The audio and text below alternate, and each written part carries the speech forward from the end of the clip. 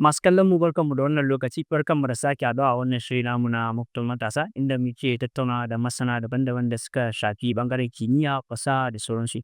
So a yau muna tare da wasu matasa wanda suka ƙirƙiri wani manhaja wanda ake kira na e-commerce wato na kasuwanci. So ba tare da ɓata lokaci ba zan gabatar muku da su kuma za ku ji me suka ƙirƙira, wane irin amfani abin da suka ƙirƙira zai yi da kuma yacce za a yi amfani da shi. So ba tare da ɓata lokaci ba yanzu suna. Assalamu alaikum, sunana Faisal Lawan Muhammad, ni ne founder na FUPA kuma na yi karatu a Bayero University, na karanta Civil Engineering da kuma yanzu kuma ina ƙarshen Masters ɗina a King Fahd University of Petroleum and Minerals da ke a Saudi, kuma wannan shi ne history ina na karatu. Okay, so assalamu alaikum wa rahmatullah. Sunana Salahuddin Saleh, ina karatu a Federal University Dutse, ina karantar agriculture. Ina daga cikin wanda suka yi wannan na FUPA. So alhamdulillah dai kamar yacce na gabatar, wannan shirin muna zaɓuro matasa ne da kuma wanda suke da ilimi ko kuma masana a ɓangare daban-daban. So yau akan tech ne da sauransu innovation. Akwai FUPA da akwai application wanda za mu ce e-commerce application ne wanda ake amfani don tallace siyar da kaya kai da kuma wanda mutum zai iya order da sauransu. So zan san mecece FUPA kuma ya take amfani. So FUPA application ne akan Telegram wanda muka yi creating saboda 'yan kasuwa su samu damar tallata kayansu, su kuma wanda suke da su kuma users wanda suke son siyan kaya su kuma za su samu damar binciken category, kamar za su iya samun dama su ga kaya da yawa. Kamar in wani ya saba siyan abu yana da cikin group na wani ɗan kasuwa a WhatsApp, ƙila zai iya ganin kaya guda 50, amma in kana amfani da FUPA za ka ga kaya sama da dubunnai a ciki da 'yan kasuwa daban-daban. Kuma in kana neman kaya wani using camera ɗinka na waya za ka iya bincike daga wayarka shi ma ka samo yin wannan kayan da ake so. Okay, so da kai maganan ka ce FUPA a Telegram ne, so za a yi mamaki. In aka ce e-commerce ko application, wasu za a ga web app ne, wani kuma application ne. So me yasa aka ce Telegram? Is it ta Telegram za a yi group ne a Telegram ko kuma bot ne ake amfani da shi or da data? To wannan tambaya ne mai kyau. To ba bot bane, to ba group bane ba, bot ne. Zan iya cewa application ne wanda yana amfani, za ka yi interacting ne da shi. Zai tambaye ka question, za ka danna buttons kuma zai responding. To abin da ya sa muka yi amfani da Telegram ba mu yi amfani da application ba normal na waya, muna so ma mu buɗe na WhatsApp nan gaba, shine ba ma so ba sai mutum ya yi downloading sabon application akan wayarsa ba, in yana so ya yi accessing FUPA. Dama na kullum mutane sun saba amfani da WhatsApp kuma sun saba amfani da Telegram sun a baya. Ko kullum mutum ya tashi da safe abin da yake fara buɗewa kenan. So ya yanayin mutum zai je ya register da FUPA kenan? Na farko, in mutum zai iya searching ta hanya biyu, zai iya searching da kuma zai iya samun link ɗinmu in yana ta cikin group ɗinmu kenan, in muka yi sharing link ɗinmu. Idan dai ya shiga wannan link ɗin, na farko yana shiga ita wannan bot ɗin, FUPA ɗin bot za ta fara tambayarsa like information ɗinsa. Za ta tambaye shi me contact details ɗinsa. In ta karɓi contact details ɗinsa, mu kuma daga baya back end application ɗin za mu yi create accounts. In ta yi create accounts nan gaba, in ya shiga wannan application na Telegram na FUPA ɗinsa, ba sai ya ƙara wani login in ba, kawai zai fara amfani da shi ne yadda already yana da accounts akai. Ke tun yaushe FUPA ta fara aiki? Yanzu kusan wata ɗaya kenan da shi, sabo ne already, yanzu aka fara, inda kowa zai iya yanzu amfani da shi. It's open to everybody. Yeah, it's open to everybody. It's open to everybody. Tunda wannan tech channel ne, zan iya cewa front end ɗinmu na san maybe wanda suke sauraron wannan sun san harkar tech. So front end ɗinmu a yanzu shine Telegram, amma muna da back end wanda za mu iya connecting ɗinsa da kowane platform ne, ko application ne nawa, ko WhatsApp ne, ko kuma website ne. Okay, to wannan back end ɗin, it's just like a normal application. Shi kuma bots ɗin shi yake interacting da wannan back end ɗin. So maganar database ɗinku da kuma saba yacce kuke ajiye database ɗin da kuma information. Zan ce yanzu inda zan shiga wannan bayanin, it's a bit too technical, but amma yadda dai shi wanda ya san harkar web development ya san basically kana da kurare biyu zuwa uku. Kana da front end, kana da back end, kuma kana da database ɗinka. Wannan normal yadda ake designing application, maybe kawai interface ɗin ne front end ɗin ne ya bambanta because kaga mu Telegraph ne, amma yadda ake designing application haka. So wannan part ɗin da zan iya cewa wani part ne dai daban. So amma tunda yanzu maganan Kufa ne ake, time da na shiga ni ma na yi reviewing nata. So na ga Hausa, na ga Turanci, duka biyun da ya ƙara. So a haka za ka ci gaba da amfani da shi, a haka kuma mutane za su yi amfani da shi, ko kuma like akwai wannan kun yi limiting ne na time da za ku yi selecting primary language da za ku yi su, ko kuma za ku yi adding ma wasu language ne da yawa. Yanzu ka san farkon abu dama za ka fara testing ne. So na farko mun bar Hausan kuma mun bar Turanci, because na farko mu gaya mutane suna gane yadda instruction ɗinsu da application ɗin namu yake. Dama abin da muke so shine shi user ɗin zai samu damar yayi selecting language ɗin da yake so. Either Hausa yake so, either Turanci yake so, either Yoruba yake so, ko da nan gaba ne zai iya selecting. But mu abin da muke yanzu muna abin da ake kira A/B testing. Su kansu Turancin ma ko Hausan ma idan muka rubuta muna canja, because muna so mu ga wanne ne zai fi gamsar da shi mai amfani da application ɗin. Yawa user, ya za mu sa interface ɗin ya zama user friendly, shi ne muke yi a yanzu. So yanzu tunda primary language na locality da muke yanzu Hausa, da za a ce akwai masu jin Turanci su masu da yawa, so shi yasa muke amfani da wannan guda biyun. Amma nan gaba akwai damar user can select based on his location ko kuma based on his preference, abin da. So bari in ɗan dawo baya game da adding product ɗin. Let's say an example, ina da kayan da nake so in sayar.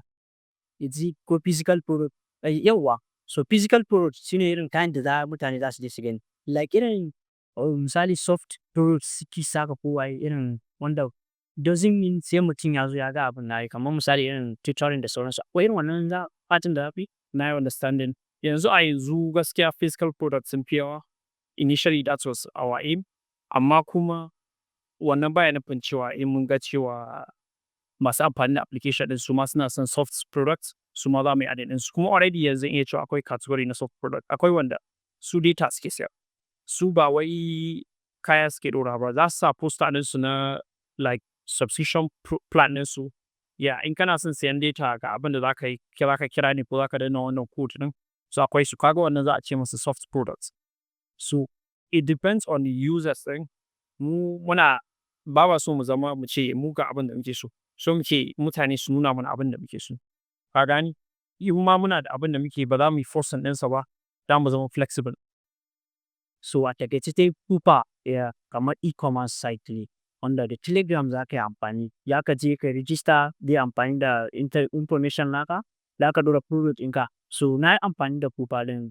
Kuma za ku iya gwada differ, za ku gani, zan ajiye muku linkin za ku gani. So idan za ku register, it's open to everybody yanzu. So like in na dawo gare ka, hanyar marketing ne shi. So ya ce kuna da wani plan ne wanda yanzu ka ce gaba da bai fi wata 3 zuwa 4 da fara shi Kufa ɗin ba. Marketing ne. Zan yi cewa yanzu ne muke kaiwa wata ɗaya da farawa.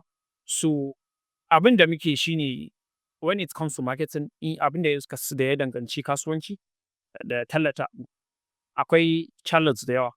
Wani zai iya cewa zai biya mutane suna masa talla. Wani zai iya cewa zai promotion ya. Wani zai iya cewa zai creating social media presence. Wani zai iya cewa zai creating flyers. Wani zai ce zai biya a Facebook ne tana masa talla. Influencers da ba ma wai dole sai influencers ba, su kansu Facebook apps za ka iya add da su. To akwai, yes, su muna da different channels, kuma kowane channel muna gwada shi a yanzu.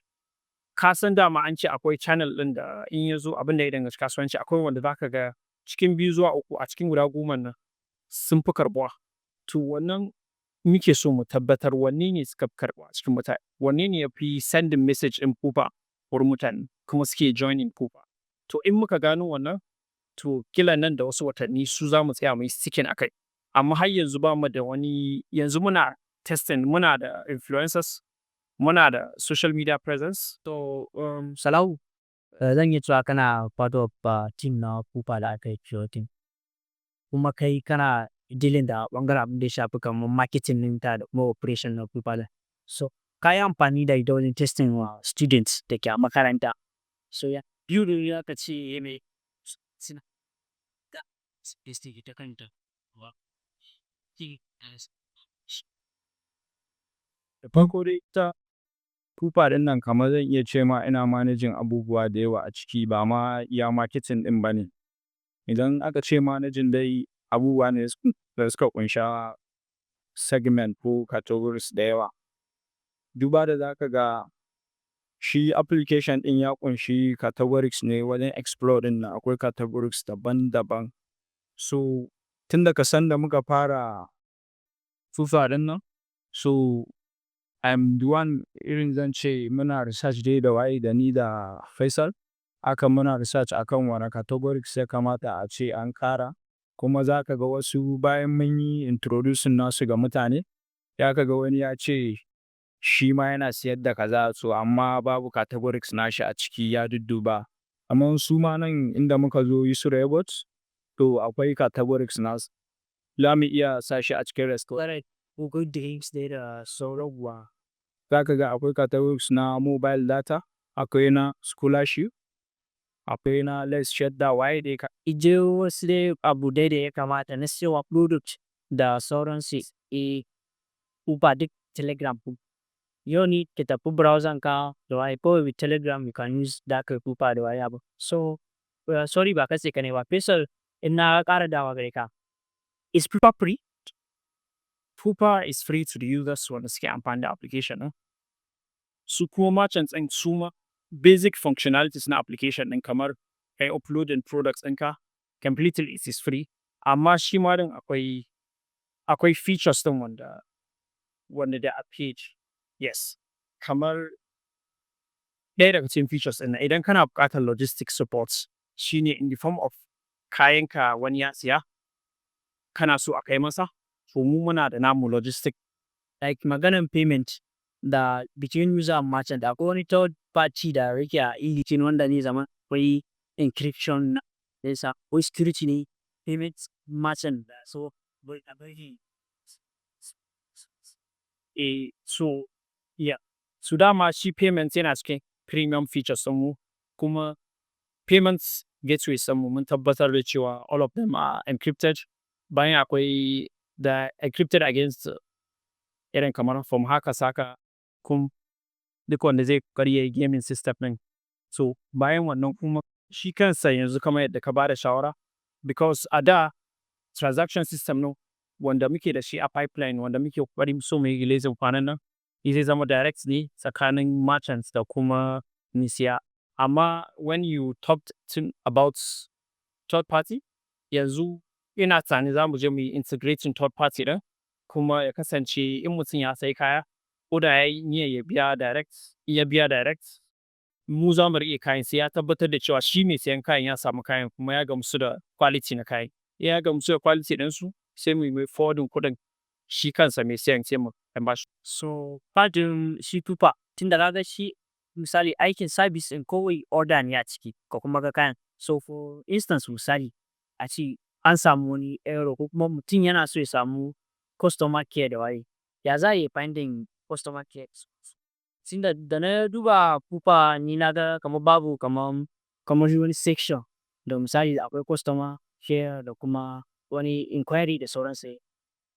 Thank you. So yawanci yanzu wanda muke da su akan application tabbas dama idan kana da application there has to be customer care irin wanda za su samu shi contacting. Amma mu abin da muke ƙoƙarin shi ne akwai kamfanuwa wanda muka sani a lot of them duk da za a ce abu ne mai mamaki ne za ka ce ba su da customer care. Abin da suke suna ƙoƙarin su cire duk wani matsala a dangane da application ɗin. Abin da muke focus ɗinmu za mu yi creating customer care. Dole za mu yi creating ɗinsa yanzu babu shi presently. Muna ƙoƙari shi ne duk wani problem da ake da shi mu solve. So da matsalar shi ne wasu mutane suna da ideology ɗin cewa sun da muna da customer care in ma an samu matsala za su neme mu sannan za mu solving. To mu matsalar ma ba masu a samu. Itin ma kafin customer ya finding wani issue da sauransu ma kuna da team da za su yara insha Allah ba nan ba. So like Pupa yana developing stage ko ko in ce yanzu ne yake stage da ake so insha Allahu in the next coming years da zai zama wani babban abu. Kana da misali room for investors su zo su yi investing. Ka gane shi kansa karɓan kuɗi daga gurin mutane investments ba wai kawai kuɗin ba ne ba. Na farko gurin wa kake karɓar kuɗin, ya halinsa yake. Mutum ne wanda ya saba kasuwanci, mutum ne wanda ya saba investing, mutum ne wanda a ƙarƙashin portfolio na investments ɗinsa akwai kamfanoni wanda suka yi succeeding. Saboda in ko da mutum ya zo ya zama investor ɗinka ba wai saboda kuɗin ba ne ba, kana so ka yi amfani da network ɗinsa. Mutum ne wanda ya san mutane da yawa, in kana da matsala zai iya connecting ɗinka da wani da wani ya yi solving issue ɗinku. So akwai abin dubawa da yawa ba wai kawai kuɗin ake buƙata ba. Muna son mutum wanda tabbas in kai investor ne, you will be at the in wani significant investor ne, za ka iya kasancewa a cikin board na company ɗin. So if you have nothing valuable to offer other than money, to gaskiya zai kasance ba wani abu muke gani sosai ba. In mun so irin wanda in ma investor ne zai offering abubuwa a lot apart from money, shi ne zai offering mentorship, zai offering network ɗinsa. In akwai matsala ya iya problem solving, to irin wannan abubuwan su muke so. Kuma irin wanda za ka ga sun san harkar sosai, wanda shi ne ma zai ba mu shawara. Kana cikin wannan business ɗin ya kamata ka yi wannan legal registration ɗin da wannan organization da wannan because in ba a yi ba nan gaba za a iya samun problem in aka zo maybe when it comes to copyrights, trademark or something like that. Irin wanda yake da experience. So kamar yadda kuka ji dai Pupa kowa zai yi amfani da shi is live on Telegram. Za ku iya zuwa ku searching Pupa kuma ku yi register komai ku sa product ɗinku da sauransu. So insha Allah nan muka kawo ƙarshen wannan hira wanda in Allah ya yarda wannan ne na farko. Sauran za su yi ta zuwa za mu ga ya Pupa take tafiya da kuma yacce mutane za su karɓa. Insha Allah za mu riƙa do insight ɗin mu gani. Insha Allah nan za mu tsaya da wannan hira. And godiya ga Yusra Yogurt da suka ba mu gu muka yi hiran. Za ku iya samun sa ko'ina a cikin birnin Kano domin sayen yogurt, shawarma da snacks da sauransu. So sai Allah ya haɗa mu a bidiyo na gaba. And kafin mu tafi so ya list of contact yayi. So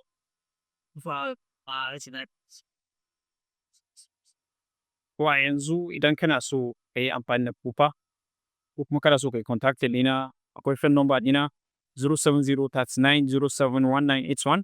In ka yi wannan za ka sami number ɗin. sai sauran social media handles sun Social media handles wanda design fito da su Pupa in kai sacin Pupa ko kuma in ka je Telegram ka yi sacin Pupa. ba alaman Allah ya yarda za ku ga bayanai zan add link da mutum zai join Pupa. So sai Allah ya haɗa mu a wani bidiyon na gaba. Mun gode.